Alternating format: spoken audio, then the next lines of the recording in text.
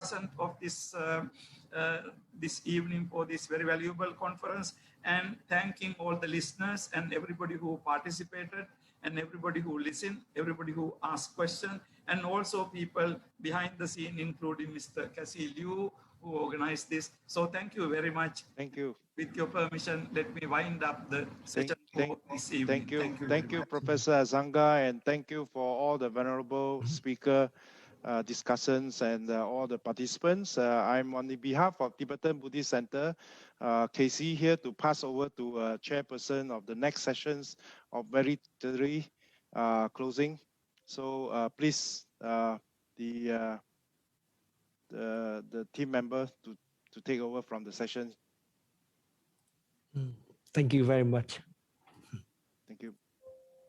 Thank you, Casey, for facilitating session 3 with our Professor Azanga. Thank you for a great session.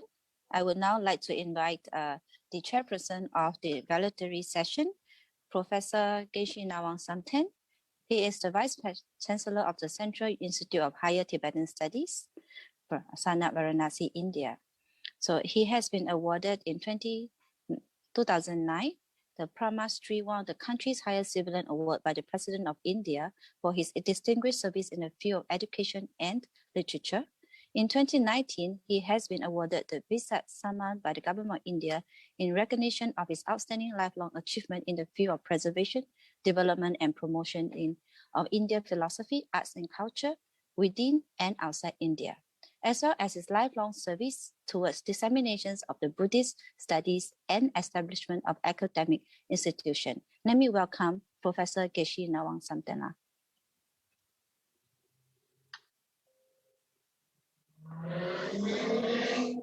Geshe-la, over to you. Geshe-la, you please unmute your mic. Yeah, now it's fine. Earlier it was okay. Great, thank you very much, Winnie. Now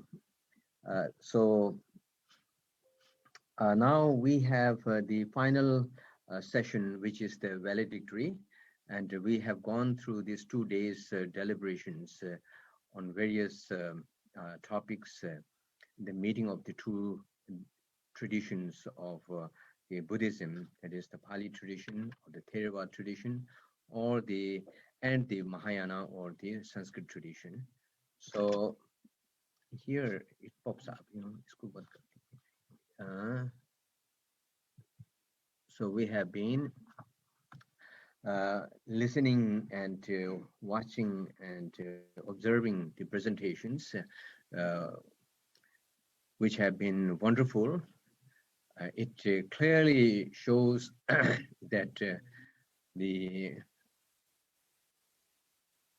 teachings of the Buddha, which came down to over 2,000 years, with a very unbroken lineage in both the traditions, have still a very vibrant existence in our respective countries and traditions, which can be seen in both the theory and practice, and the education and spiritual practice. So, which I think is a really wonderful thing to see, and it's such a Buddhist gatherings have not been, this is not the first time. Of course, we did have and do have such kind of gatherings and conference and meetings on regular basis, and meeting with the Theravada tradition, Mahayana tradition, and things like that at professorial level, at the intellectual level, at the spiritual level, and at the religious level, at the different levels. So we have been observing that Shakyamuni Buddha, if we look into the contents of the Buddha's teachings, then he actually explored the world, and particularly he explored the world of mind, and then brought up the science of mind with such a great details and great account of mind. So the teaching that he gave on Trishiksha or the Tisikkha's, which are known as the Tripitaka or Tipitaka, these three trainings are the means and the ways applying the mental systems that he has explored, and means and ways to come out of suffering. So in the three shikshas, if we see the three trainings in a more general way, it is very, in one way we can see it as very much in a secular manner. For Shila, training, one has to lead a ethical life. And then, of course, in a monastic life, we have a much more, tougher and more a complex kind of, the rules pertaining to the bhikshunis and the bhikshus and shramaneers, and then, of course, for the layperson also, we have the upasika and upasaks and upasikas.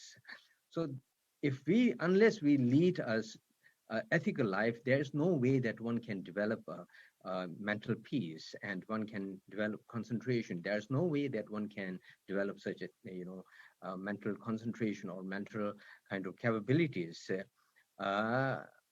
So therefore, on the basis of the Shila, then one can do mind trainings, one can develop concentrations and many other kind of mental qualities like Satipatthana and Samad, Shamatha, and many other kind of mental trainings.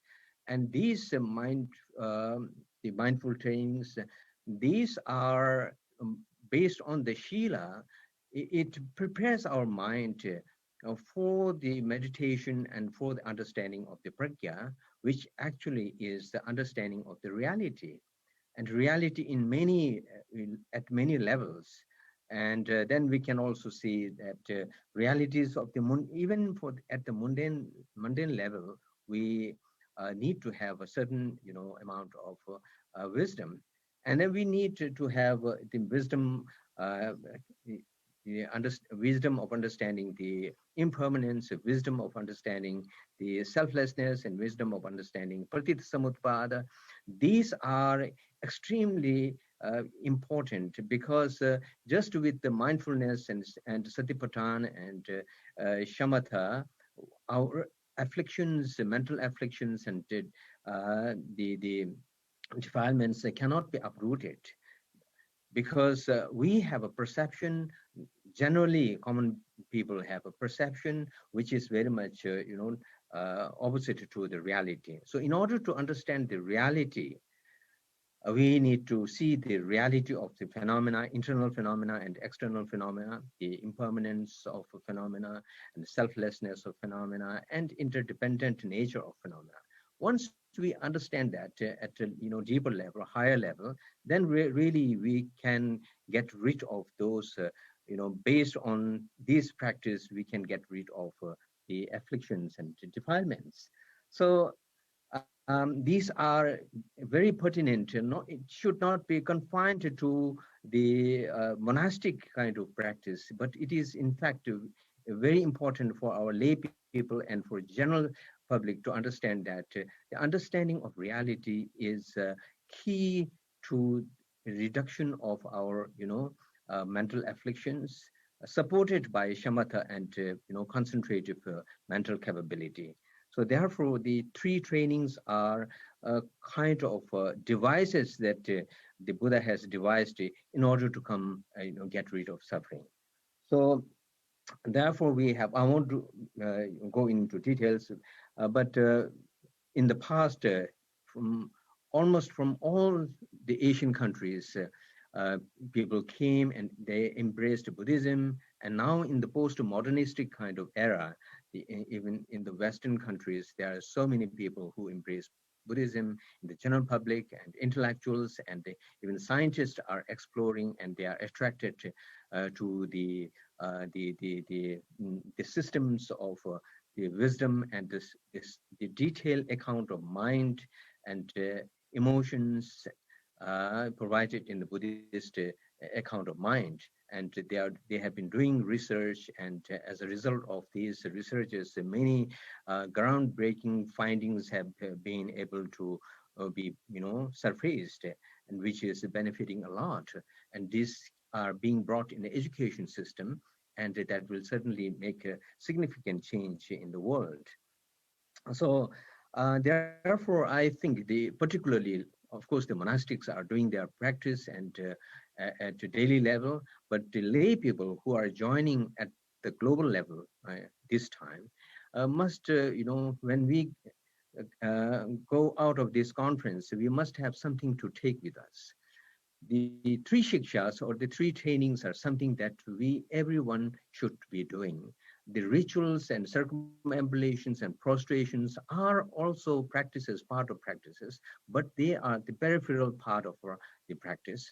The actual thing is to bring transformation within ourselves.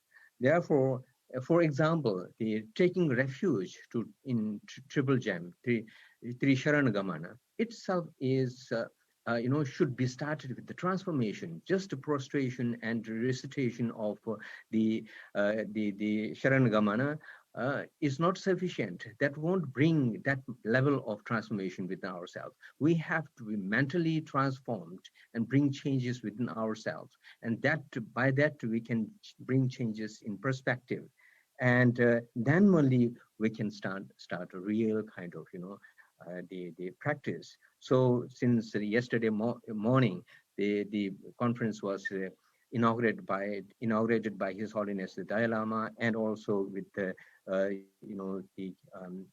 opening notes made by eminent the venerables from different countries and both traditions. And then many of the eminent scholars and venerables have been speaking, and I think this has brought to surface that we are the disciples and followers of one teacher, that is the Buddha Shakyamuni, and we practice Trishiksha based on Tripitaka, and therefore once we go out of this conference, then we must take something with us. That transformation is the key thing that a Buddhist practitioner must be doing. Otherwise, just through rituals, it is not going to be sufficient, according to what Buddha has said, right? So I really appreciate the organizing committee, the organizers, for bringing people from the speakers from 14 countries, and managing to translate translate them into 10 languages, and the audience we have across the globe, and among the organizers, apart from Tibetans, the Center for Tibetan Buddhism in Singapore and Malaysia, there are 12 other organizations who have been sponsoring this the conference. So I really appreciate the efforts made by the organizing committee, and certainly it is quite challenging to organize with this magnitude, and to run everything smoothly. So I really appreciate, and the merits that you have earned would certainly be beneficial for entire sentient being and Bodhisattva. So after this, I would like to we have here 4 speakers, the guest of guest of honors, and among them, the first one is Venerable B. Sri Sarankara. So I would like to invite him. Before that, I would like to introduce Venerable B. Sri Sarankara, who was born in 1953, and in the year 1965, he became novice Buddhist monk under the mentorship of Venerable Suman Jyoti Mahathera. and he obtained a diploma in Buddhist philosophy from Vidyodaya Buddhist Institute in Sri Lanka. Over the past 30 decades, he has been working energetically to fulfill the spiritual and religious needs of the Buddhists throughout Sri Lanka. He started the free clinic, free tuition classes, and the Metta home for homeless elderly through Sri Jayanti Welfare Organization, which is an organization he formed in 1991. He later initiated Mahakaruna Buddhist Society in 2001. Venerable has also been instrumental in establishing many other Buddhist societies in Malaysia and overseas. He is also a spiritual advisor to many Buddhist societies throughout Malaysia and Sri Lanka. In the recognition of his contribution to the development of Mahayana Malaysian Buddhist movement, the Malawate chapter of Pali in Kante, Sri Lanka, conferred upon him the title of Adhikarana Sangha Nayaka in 2008. He was also honored by the Supreme Council of the Mahasangha of Malawata chapter, Kante, Sri Lanka, by conferring him the Sangha Kirti Sri.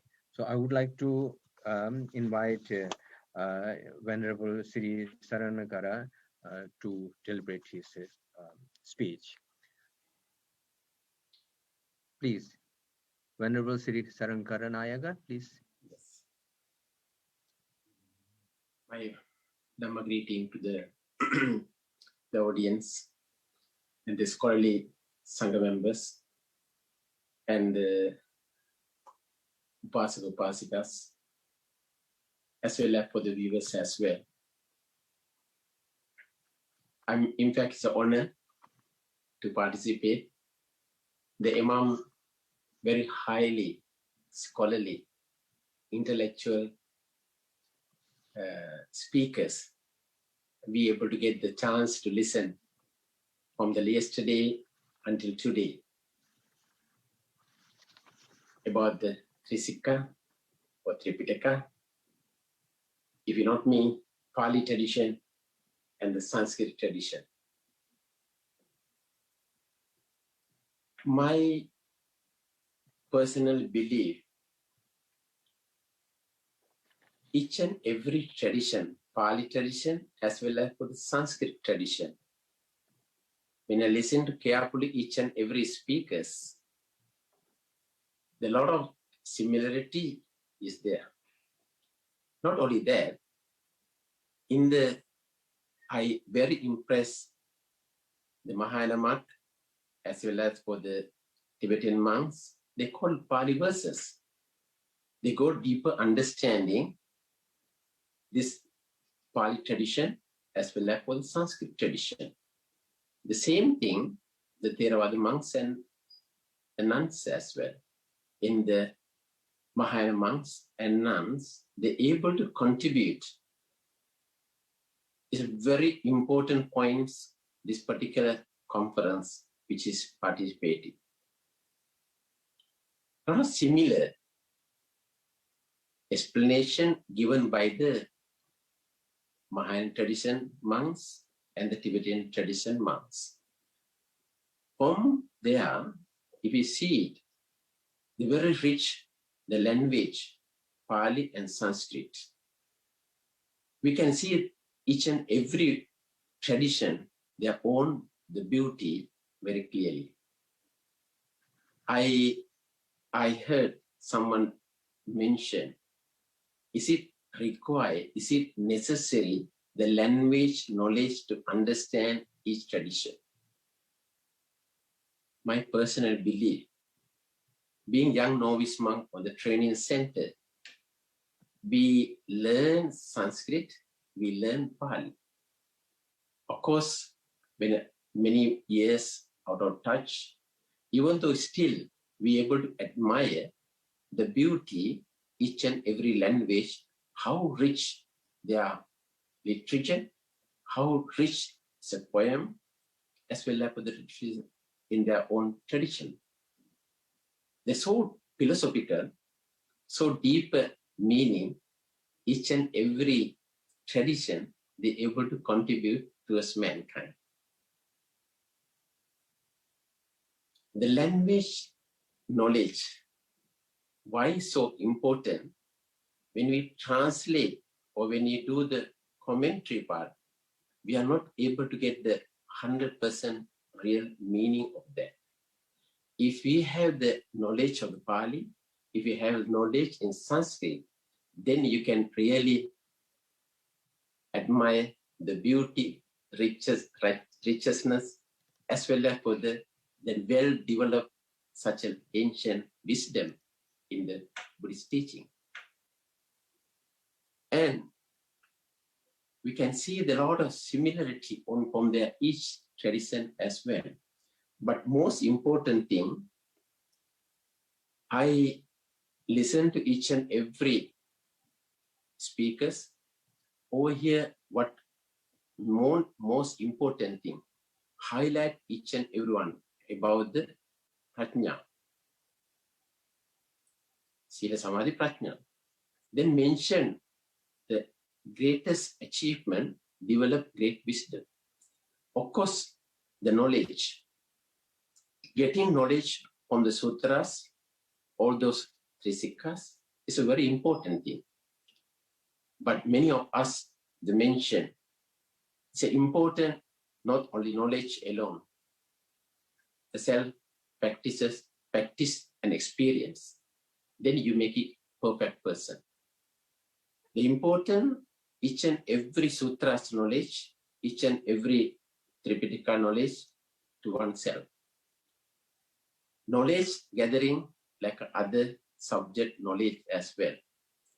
If you are not putting into day-to-day practice, if you are not putting into the develop the experience it, that knowledge, end of the day, you are not leading to anywhere else, just only the knowledge, data gathering into your own mind. Data collection itself, or data collecting into your own mind, without putting in the serious practice and developing great wisdom within your own heart and mind, you are not leading anywhere. Most important, I strongly believe it, brothers and sisters, the highest Polyman, where your message is very clear, very precise. What you're mentioning over here is the Prajna, which is very important. At the same time, develop the inner wisdom, very important things. We've seen this particular conference, we physically participating many conferences all over the world as traveling here and there. But see, the technology is so advanced today. I highly appreciate that organizers get together each and every tradition, Pali tradition and Sanskrit tradition, into one Zoom meeting, discuss very valuable things to relevant today modern society is very much able to learn. You may be very highly knowledgeable, very highly doctrine, very highly technical words, maybe each and every speakers are using, but maybe majority not able to get certain things, but there's a lot of benefit for those who are serious practitioners, a serious knowledge checking, they're able to get the clear message. With that few words, among all these scholarly monks, my knowledge is very limited, but I get a lot of benefit as well, participating and listening to this particular conference. I hope, I believe strongly, organizers get the clear message to continue these noble activities for the benefit for mankind. My greeting, my appreciation for all of the learned, scholarly Sangha members, as well as for the other speakers, what you wonderful presentation, each and every one of you mentioning, and also the continue to your wonderful services towards mankind. May the Buddha, may the Dhamma, and may the Sangha shower upon, bless upon each and every one for happiness. Thank you. Thank you very much, most venerable Saranankara, Nayaka. And after this, I would like to invite Her Eminence Mandolin Chizun Khandu Rinpoche. Before passing on the floor to you, I would like to introduce her briefly. Her Eminence Mandolin Chizun Khandu Rinpoche is the eldest daughter of the late Gyabje Mandolin Trijin Rinpoche, the 11th throne holder of Mandolin lineage, which has throughout its unique history had many accomplished and inspirational female masters who are known as the Mandolin Jizuns. Jizun Khandu Rinpoche is widely renowned and has been teaching throughout the world for the last over 30 years, while remaining actively involved at Mandolin Monastery in academic and spiritual activities. Rinpoche, along with her sister, Mandolin Jizun Dechen Padun, founded Samden Tse Nunnery and Retreat Center in India in 1993. In 2003, Jizun Khandu Rinpoche established a North American seat of Mandolin International Mandolin Lotus Garden Retreat Center in Stanley, VA, USA. In addition to Rinpoche's overseas numerous city centers and associations in European countries. Rinpoche's first book, The Precious Life, is available through Shambhala Publications, and Khandu Rinpoche's teaching in audio and print versions are available on website. So with this, I would like to invite Khandu Rinpoche, please. Tashdaleg, and greetings and respects to all gathered venerable and eminent ones who have been connected to this most wonderful conference. And we are now at the concluding session of this very wonderful international conference on Tisikkha or Trishiksha, or the three trainings. I have been asked to present the essential points as part of the valedictory session, points on what we have observed during these 2 wonderful days of teachings on the three trainings. And of course, earlier, Kishing Awan Samten La has summarized so very well. So there is really not much to add. Nevertheless, it's a responsibility given to me, which more looks like mapping the sky because of all the wonderful teachings and the presentations that have been given. So as part of the valedictory session, all of us having taken part in this very brilliant conference on this very enduring and indispensable teaching of the Buddha, I think it will now be very interesting to see how each one of us takes all of these teachings and viewpoints that we have all been so very fortunate in receiving and distill them into what is most important and helpful for oneself and the world at large. The exchange of views and the knowledge during this conference has been a flow of timeless wisdom. And it has been very similar to almost opening a treasure chest of wealth of insights on the most crucial topic of the three trainings: discipline, concentration, and wisdom.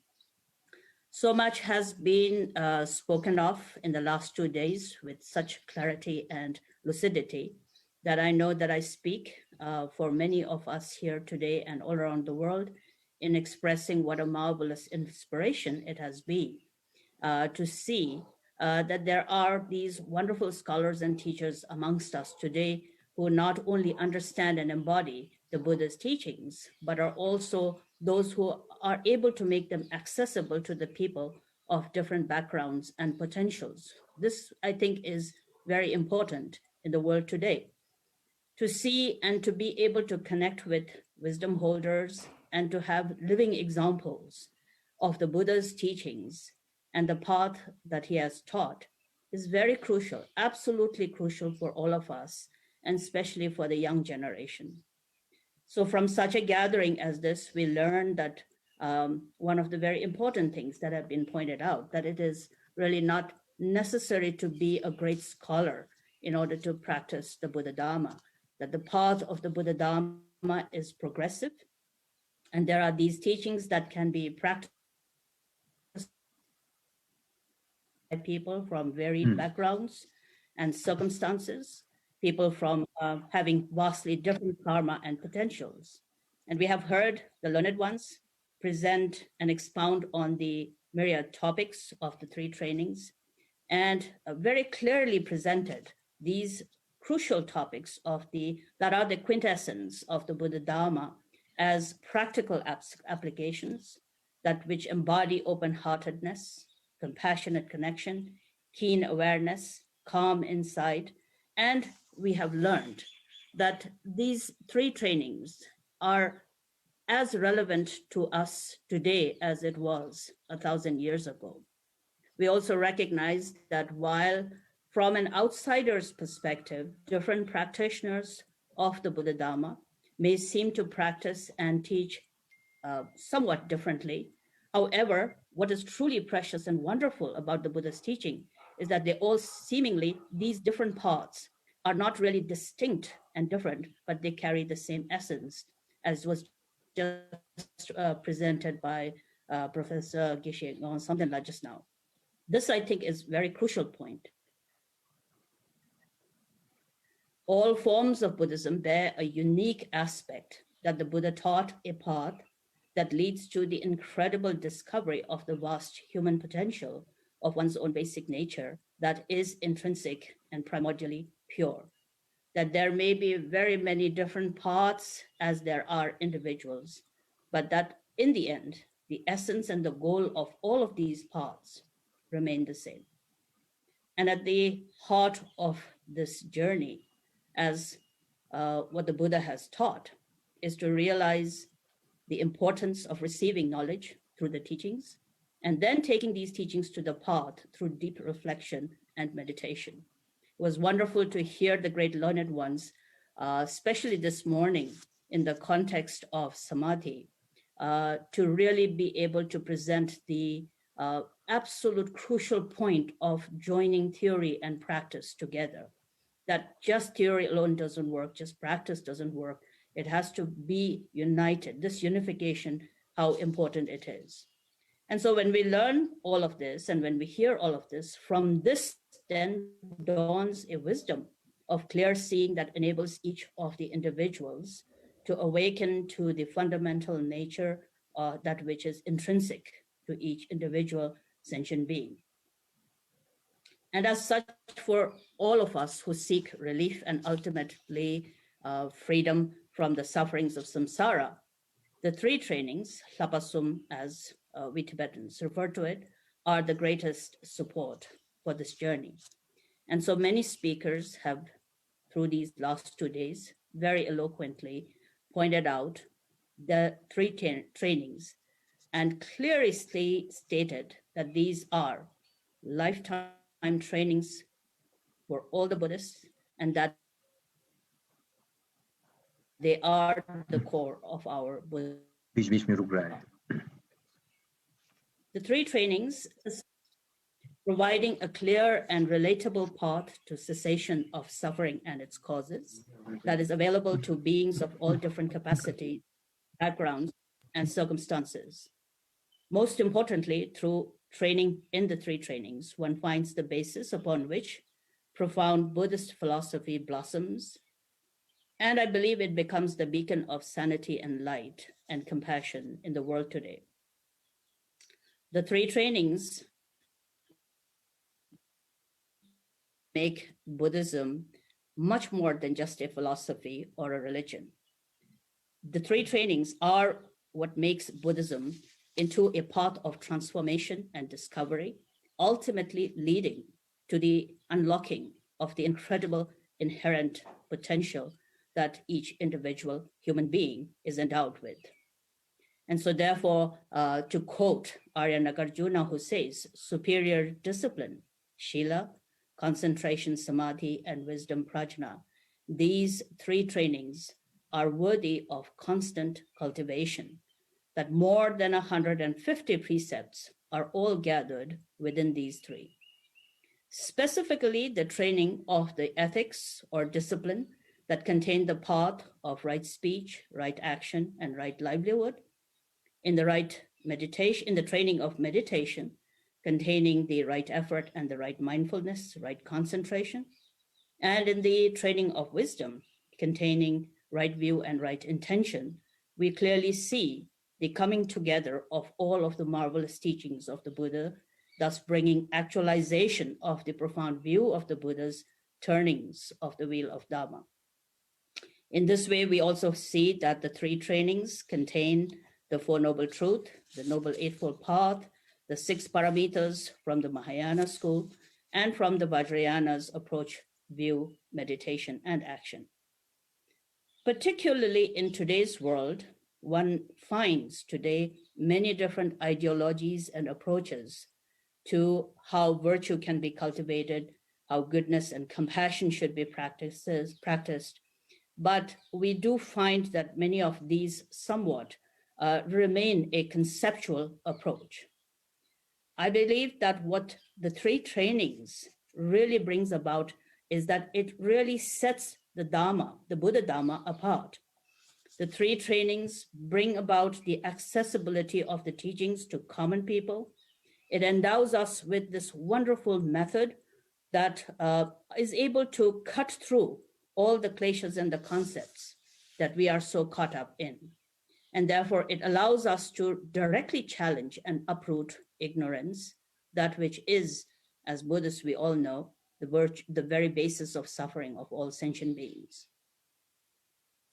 In the most succinct and clear ways, we have all been very fortunate, once again, in understanding that the teachings of the Buddha provide a unique wisdom that courageously recognizes the inherent vast potential of all human beings, that this potential can be realized by progressively training and purifying one's ignorant conceptual mind. In particular, through the path of the training of the Trishiksha, where each training reinforces and refines the others, it allows all of us, monastics and lay, all human beings, to progress on the path progressively and authentically.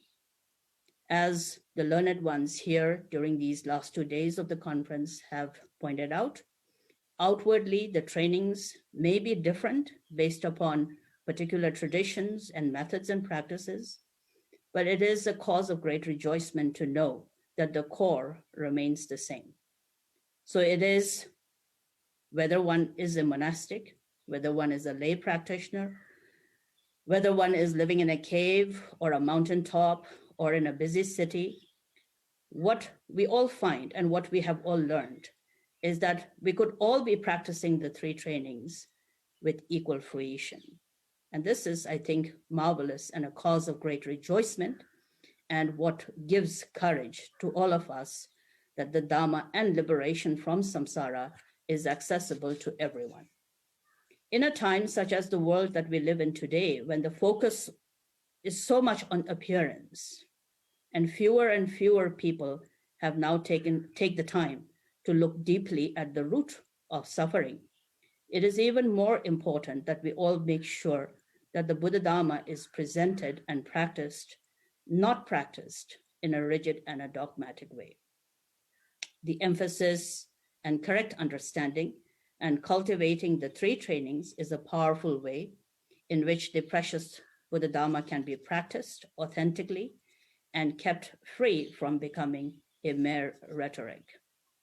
The three trainings, I think, ensures that our practice of Buddha Dharma moves away from being a mere lip service to becoming a living, breathing path that shines brilliantly and dynamically, bringing sanity and service to both ourselves and the others.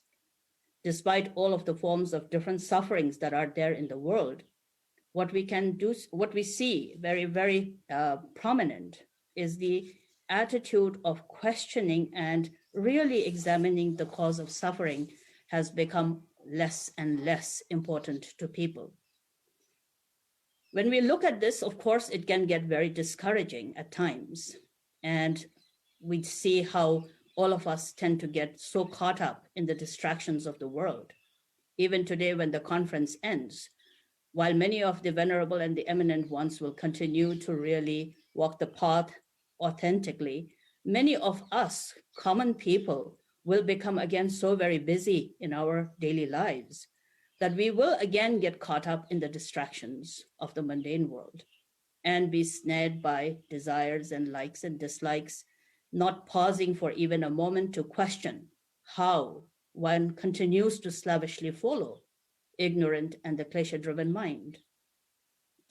However, having been part of this conference and having learned so much from all of the great, venerable, and eminent scholars, I think I feel renewed hope that this unique path that the Buddha has taught can spread and flourish throughout the world, bringing wisdom and insight to many. And in that way, I hope that all of us who have been able to receive these marvelous teachings and words of wisdom, a drop will have happened, even if we cannot fully remember everything, that somewhere in our mind, a drop of that wisdom will continue to permeate, allowing us to seek deeper, develop further wisdom and insight. And therefore, what has been so very wonderful through this conference is that what is very clear is that although the traditions are very many and the transmission lines are varied, nevertheless, the essence is the same, and that there is no conflict at all in the many traditions. Today, especially what I find is that finding a source of wisdom, and not only a source of wisdom, but a living example that embodies that wisdom is very rare. In having heard some of the most wonderful teachers, I think it is, similar to an example of finding an oasis in the middle of a desert. For many of us to have the opportunity to be in the presence of such eminent scholars has been like finding a cool oasis in the middle of a desert. And so with all the knowledge and the wisdom shared by His Holiness and all the eminent ones and the most wonderful masters, I'm sure many will have undoubtedly awakened to greater in-depth and insight and understanding of the true meaning and the path and the correct path of the Buddha Dharma, and will find courage to recognize their own enlightened nature so that the rhythm of the world moves towards more sanity, more kindness, and that ignorance and negativity can be overcome. In conclusion, I, on behalf of every one of us, extend our deepest thanks and deepest appreciation to all the organizers of the conference and to everyone who has taken part in this marvelous program. It has involved a lot of hard work and selfless dedication for many weeks, many months by many wonderful people, and we are all very deeply grateful for that. We pray that whatever has been accomplished here and whatever merit has been accumulated leads to the further flourishing of the genuine Dharma, bringing wisdom and courage in the minds of all. May we all find sanity and awareness and kindness. May the entire world and its inhabitants discover their own intrinsic pure nature and apply the three trainings as its natural expression at all times. Tushe. Thank you very much, Your Eminence, Mindruling Chisung Khandru Rinpoche, for your very illuminating and inspiring speech. Now I would like to call upon Professor Wee Cheng Tang. And before I pass on the microphone to you, please, I would like to introduce briefly yourself. Professor Wee Cheng Tang had completed his BA degree in Pali and Theravada Buddhism at the University of Kelaniya in Sri Lanka, MA in Sanskrit at the University of Pune, India, and then he enrolled in another master program in religious studies at the University of Chicago, and lastly, he received his PhD in religious studies at Harvard University. Professor Tang's research interest includes Buddhist theory of mind and meditation, intellectual history of Chinese Buddhism, and more recently, Buddhism and modernity. Professor Tang is currently teaching at the Dharmadrum Institute of Liberal Arts, Taiwan, and serves as the head of the Department of Buddhist Studies. Professor Deng, please. Thank you. Can you all hear me clearly? Yes, yes, we can hear you. So since the conference situated in Pali and Sanskrit Buddhist tradition, let me pay homage to the Buddha in both languages. Namo tassa bhagavato arahato samma sambuddhassa. Namo tasmai bhagavate arahate samyak sambuddhaya. Good afternoon, Geshe Samtenla and Rinpoche and Naika Hamudurua. First of all, I'd like to thank the organizer on behalf of the Dharmajam Institute of Liberal Arts for giving us the opportunity to organize this wonderful, inspiring, auspicious conference. The conference I just mentioned, although is focused on Pali and Sanskrit tradition Buddhism, but we know most of the scripture in Chinese and Tibetan Buddhist traditions are translated from Sanskrit. Therefore, we see the conference is actually including all major Buddhist traditions for exchanging ideas and for future collaborations. Buddha, Dharma, and Vinaya, or the three cultivations, namely Shila, Samadhi, and Prajna, are the answer to our own samsaric existence. Many learned Sangha members and scholars in our conference have explained clearly why this is the case and how to put into practice. I will not reiterate their wonderful words here. In the following remarks, I'd like to stress how the Buddha, Dharma, and Vinaya can be useful to answer today's social and environmental sufferings emerged out of global modernity.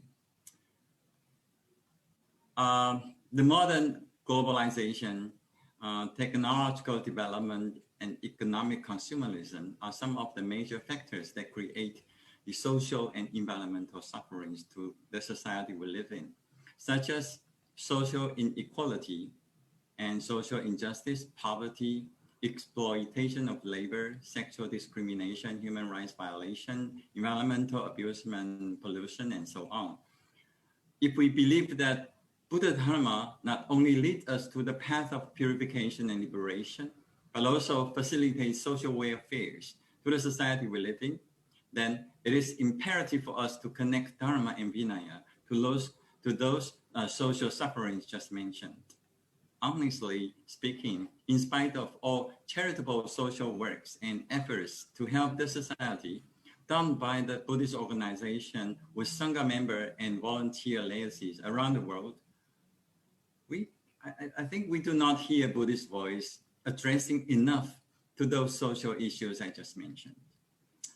As one of our panelists, Thay Phap An Bhikshuni Zhao Hui, yesterday emphasized in her inspiring speech yesterday, I also believe that we can no longer confine ourselves to the literal interpretation of Buddha's teaching, as well as ethical precepts. We can no longer answer current predicaments we confronted just by reciting the Dharma and Vinaya verbatim like parrots talking. We need to go a step further to the very spirit of Dharma and Vinaya and come up with a contextualized interpretation and pragmatic realization for today's social sufferings.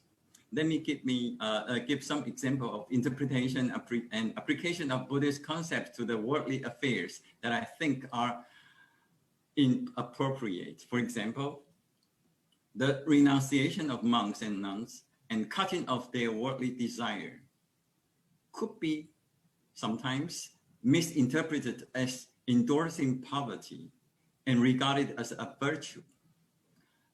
In other case, the concept of karma, that is one's own life fortune, is a result of one's own deeds in the past life, could be misused to blame the poor and the deprived, who are in fact the victims of social inequality. In this case of poverty, karma teaching may not be effective to help the poor. Here, I'd like to draw our attention to one important Buddhist scripture that takes the problem of poverty seriously, and in my view, is one of the effective, inspiring teachings of the Buddha appropriate to our modern society, social context. The text I want to mention is Chakravarti Sihana Sutta, The discourse on alliance roles of wheel turning monarch in Chinese 转轮圣王修行经 I'm sure that the audience are familiar with this discourse found in Digha Nikaya. The discourse tells us how wrong policies and wrong solutions to the problem of poverty eventually give rise to all kinds of crimes, such as killing, lying, sexual misconduct, quarreling, and so on. And eventually the text says, and within them, the 10 courses of moral conduct will completely disappear, and 10 courses of evil will prevail exceedingly. For those a 10-year lifespan, there will be no word of moral. I think there are several implications in this scripture that we can learn about Buddhist perspective on poverty. First, unlike some of the views that explain the poverty is caused by one's own past karma or one's lacking of physical or intellectual abilities, or caused by undeveloped backward technology. This scripture shows that poverty is caused by careless policy making of the ruler or the government. Poverty is a social problem to be answered by political leaders and by the society as a whole.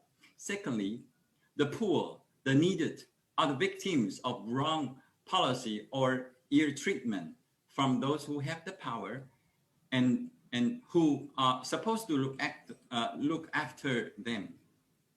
Poverty is not to be regarded as personal or social punishment the poor deserved. Lastly, poverty is a serious social problem. Without proper answer, it eventually causes the destruction of human civilization, even the balance of the natural environment in which we live. With this remark, I'd like to take the opportunity to share some of the ideas and works that Master Sheng Yen, the founder of Dharma Drum Mountain, promoted for the betterment of the society. Like many Buddhist organizations around the world, Dharma Drum Mountain too is committed to social care and relief efforts, rendering peace of mind through spiritual education, providing social emergency aid, charitable assistance, and disaster relief, and so on. Though each charitable task is carried out with a specific focus, all areas of Dharma Drum's mountain services reflect the core idea of protecting the spiritual environment. In Chinese, we call 心灵环保, which was officially introduced by Master Sheng Yen in his keynote speech at the Millennium World Peace Summit of religious and spiritual leaders held at the UN headquarters in New York 2000. The concept of spiritual environmentalism is, in my view, actually constituted by the theme of the conference, namely ethics, meditation, and wisdom. Spiritual poverty is regarded by Master Sheng Yen as a spiritual environmental destruction, which, like material poverty, and perhaps even more, requires our attention and responses. If there is an alternative models of poverty alleviation at all that Dharma Mountain can propose, it is call for spiritual environmentalism I just mentioned, which offers ethical guidance in our workplace and for developing ethical lifestyle that would alleviate the problem of poverty from a deeper level of our mind and heart.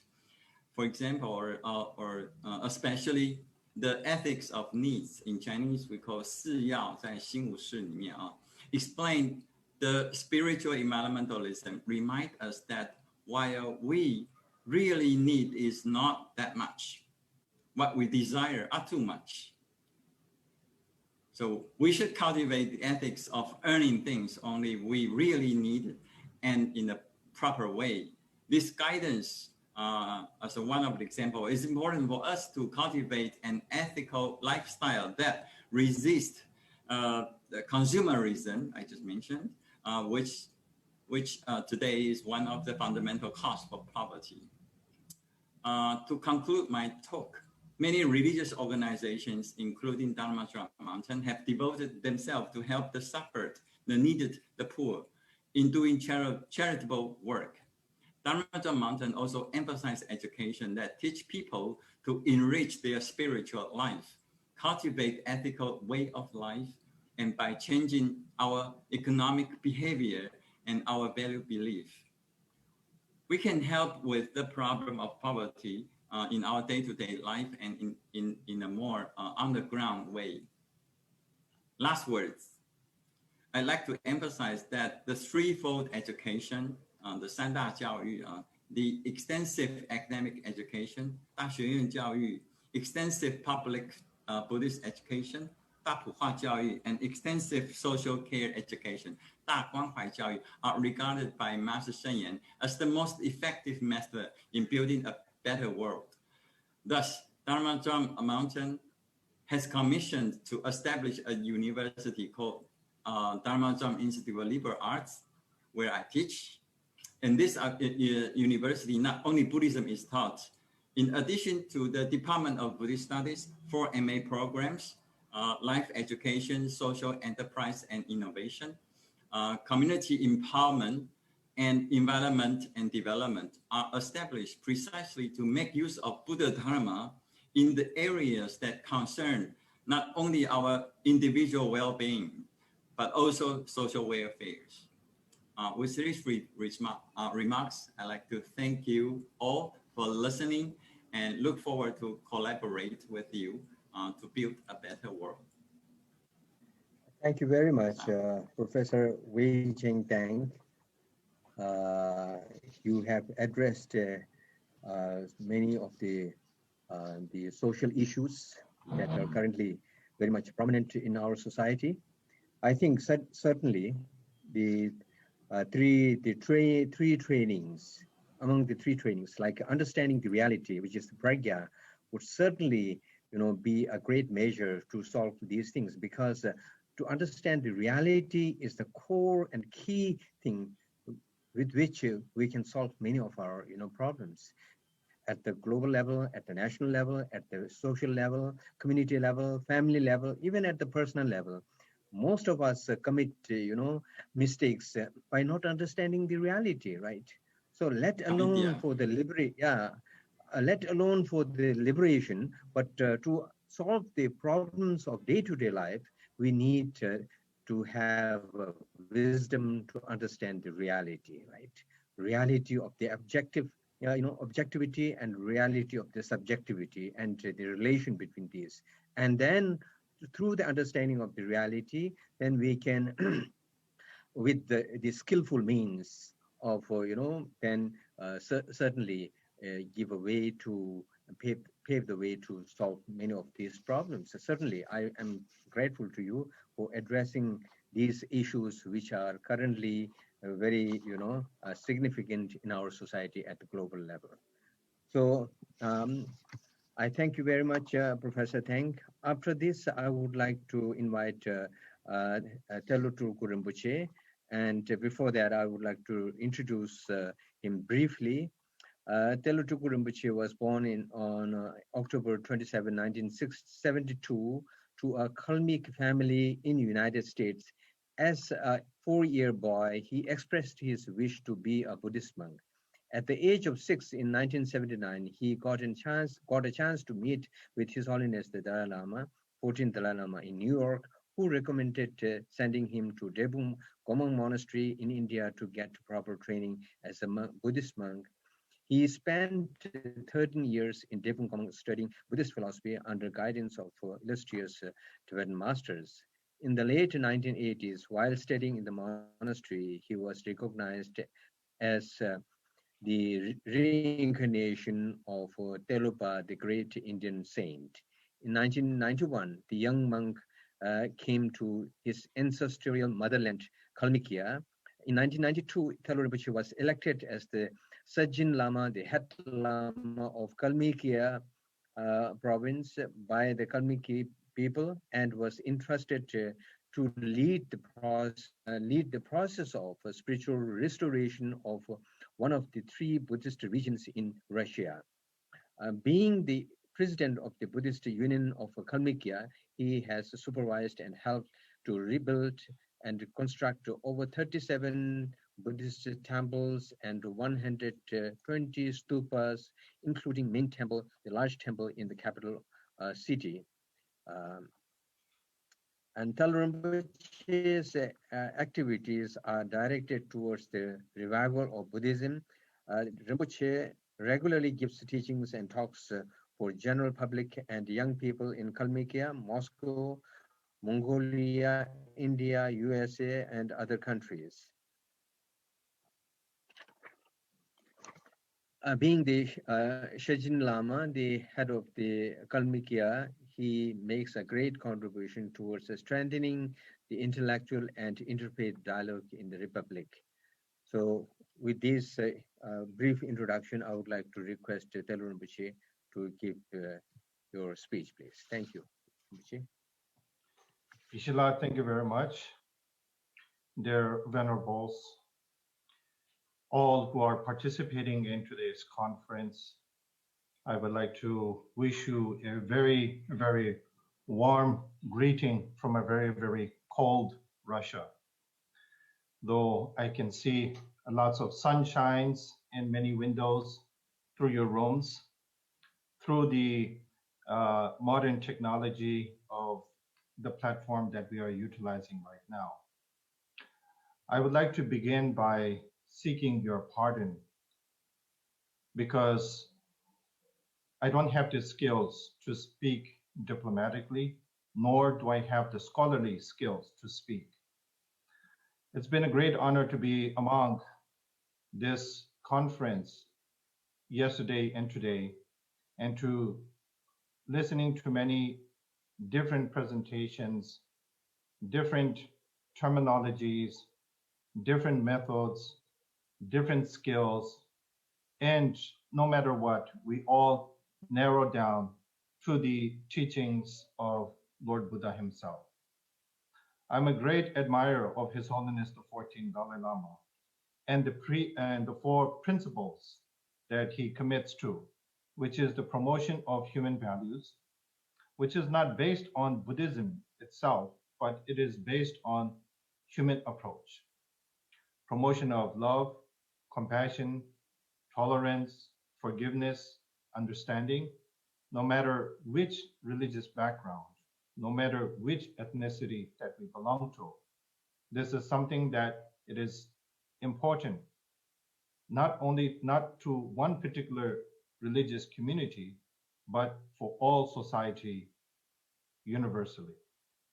Number two, Dalai Lama's commitment is the promotion of interreligious harmony and dialogue.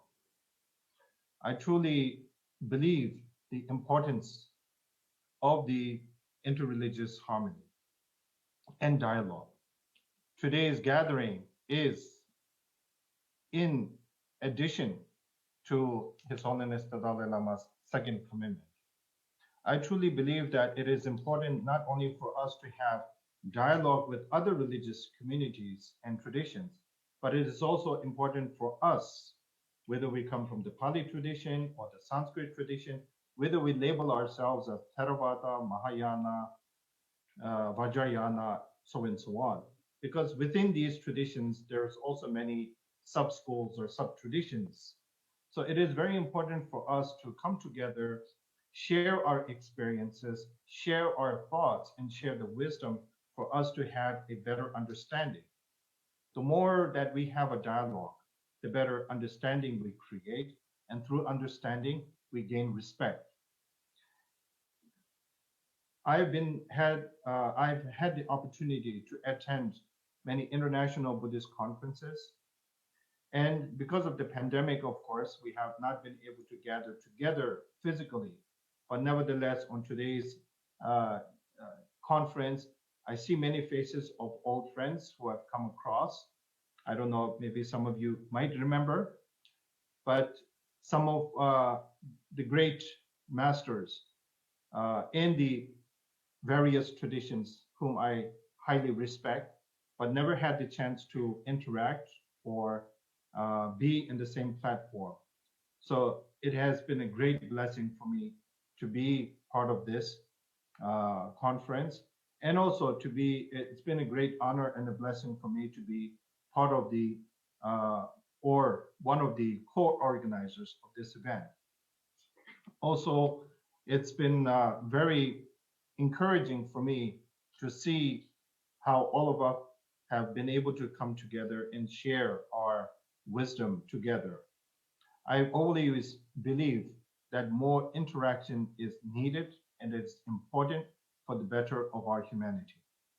I've been able to visit some of the monastic institutions or learning centers of the Theravada tradition in Sri Lanka, as well as Myanmar, as well as Thailand and some other countries which I haven't been able to visit but look forward to visiting in the future. One of the things that I learned from visiting these places is not only their culture, not only their mentality, not only their way of living, but also the approach towards their Buddhist studies, the techniques, the methods, though the teachings is the same, but due to cultural differences, due to mentality differences, everyone has a very different approach. And it's been very inspiring for me to learn and learn from these different traditions. Here in Russia, Buddhism is not new. Buddhism has been part of Russia's civilization since the 17th century. Buddhism is recognized as one of the traditional religions of Russia. That is a huge advantage, not only to our local Buddhist community, but for Buddhism globally as well. So this is something that many of our Buddhist brothers and sisters do not know or do not even realize that Buddhism has been part of our civilization for many centuries. Of course, Buddhism was introduced into the West, such as many European countries, and as well as Americas. But nevertheless, Buddhism only reached Europe and the Western civilization a little bit more than a century ago. But Buddhism has been part of the Russia's civilization since the 17th century. Nevertheless, I don't have anything fancy to present to all of you, but as a co-organizer, I know all my other colleagues don't have opportunity to wish their greetings or thanks to all of you. But as one of the co-organizers, I would like, on behalf of all of them, I would like to congratulate all of you. And also, we want to thank the organizer, the moderators, and all the individuals who have given their presentation. One of the advantages of being the last speaker is that I usually don't like to prepare speeches or presentations in advance, because you never know when your time slot is going to be. And there's a highly chance that the issues that you want to speak about will probably be spoken by someone else before me. And in this case, it is true. Many of the terms, many of the points that I wanted to mention, all of you have already spoken. I have nothing to add other than to say thank you very much from the very bottom of my heart. And on behalf of my co-organizers, I want to thank you all for this wonderful event.